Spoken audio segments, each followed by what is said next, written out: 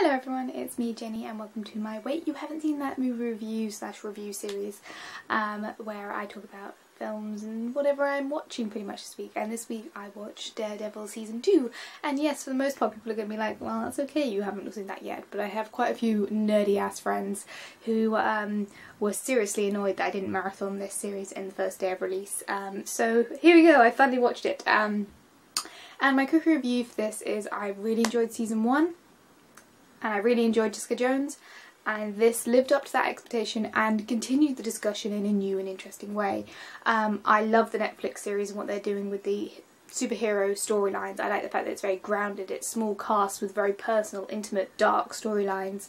It's bloody violent, it's gory, it's R-rated, and it deals with genuine moral conflict and actually makes you question what you kind of see as a hero, what you see as a good thing, because all of us like to see people kicking ass. We love it, you know, that's the reason why we do action films and hero films. You love seeing these epic battles, but dealing with the consequences and the incentives behind those actions and where you draw the line between hero and villain is a really interesting thing. And even though you get some of that debate in the Batman storyline, the fact that they actually drill into that debate with this set of characters and with this set of worlds actually makes it so much more empathetic to me, because it actually forces you to confront that question. Particularly with Elektra and Punisher, bringing in those characters and adding new layers to that story. Season 1 was just Daredevil versus the Kingpin type moral complexity, and how those, you know, those sort of ambitions for the greater good conflict, and where you draw the line between good and evil. And then you add Elektra and you add in Punisher, and that's like a four-way conundrum, and it's so well done. It really does, you know who you're rooting for, and yet you still have to ask those questions, and it doesn't answer the questions for you. This series is very good at trusting the audience to make their own decisions, and it is made for people who can watch it on a week-to-week basis or people who marathon it, and either way it trusts the audience to make their own conclusions and to build their own things. Like, one of the things I adore about this series, season 2, is they don't say Karen empathises with the Punisher because she shot someone last season. Spoiler alert. They never say that. Not once. They don't have a previously on that gives a hint. It doesn't have any mention of it at all. It doesn't say once what she did at the end of season 1. And yet it is so built into her character. It's so built into her relationship with the Punisher. It's so paramount to her empathy with him, to his empathy with her. The fact that there's a mention of one of the characters being like, he's very good at reading people, and that is a complete reference to what happened to Karen at the end of season 1, and yet it's never explicitly said. And things like that just make it such a brilliant series. It makes it mature, it makes it sophisticated, because it trusts the audience to tell to build the story around it. It's so many things that are left unsaid that add complexity to this. I love that Foggy is really, he is put in the hero position in this one so many times, where he makes the tough decision and he goes through with it and he actually has success. He's not just the wimpy sidekick as would be in the traditional sense his role. He has genuine power. The hospital scene, the scene in court, and the scene right at the beginning with the Dogs of Hell, like those 3 hero moments are pure moments where you're like, yes, Foggy is this complete character and he can survive, as well as, it's kind of one of those things where the hero doesn't need the sidekick, the sidekick doesn't need the hero needs the sidekick. It's, you know, Matt Murdock needs Foggy. Foggy doesn't need Matt Murdock, and that's such a refreshing concept. It's such a new thing, and it's never actually said, but it's one of those things that's built within this season.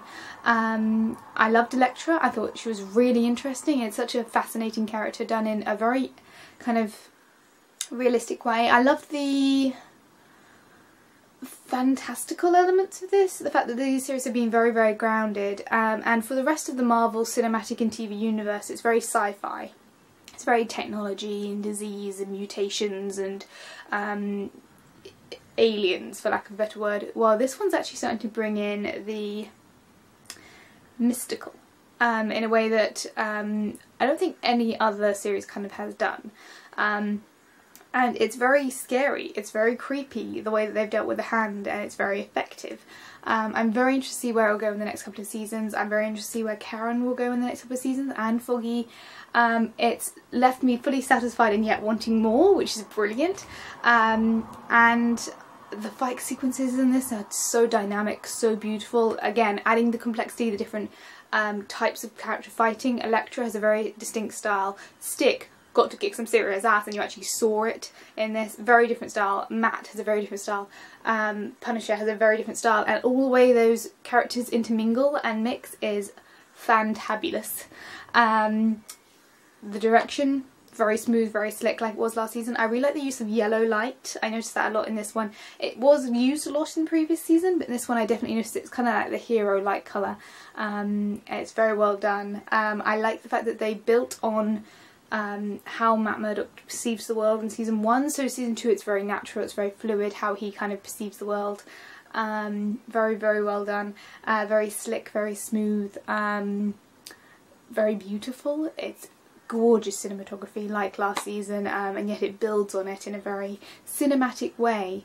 I like the fact that you've got flash forwards, flashbacks, and like without actual physical flashbacks, you have what the story is built on and genuine progression. It's not, you know, the way that the cinematic universe builds, sometimes it feels a bit jarring where it's like, no, not really much going on. Oh, leap in processes, not really much going on.